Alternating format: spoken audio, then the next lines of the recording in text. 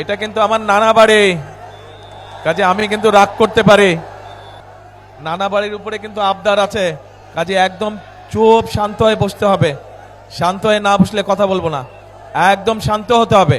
শান্ত না হলে তাহলে কথা বলবো না। এই তাহলে আমি বসে গেলাম, কোনো কথা বলবো না।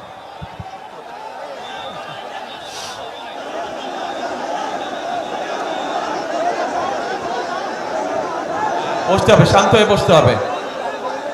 এই হুইসেল বাজাচ্ছেন যারা, একটু হুইসেলটা বন্ধ করেন। বহু বছর পরে ফেনীতে এসেছি আমি। আজকে সকালে আমার প্রথম মিটিংটা ছিল চট্টগ্রামে।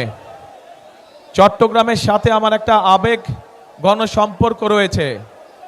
আর ফেনীতে তারপরের মিটিংয়ে আসলাম, ফেনীর সাথে রয়েছে আমার একটা আত্মীয়তার সম্পর্ক, তথা গ্রেটার নোয়াখালীর সাথে রয়েছে একটা আত্মীয়তার সম্পর্ক। প্রিয় ভাই বোনেরা, আপনাদের যেমন দাবি আছে বিএনপির কাছে, ঠিক একইভাবে বিএনপিরও কিন্তু দাবি আছে আপনাদের কাছে। কি বুঝলেন ভাই? অনলি যেটাই চাই।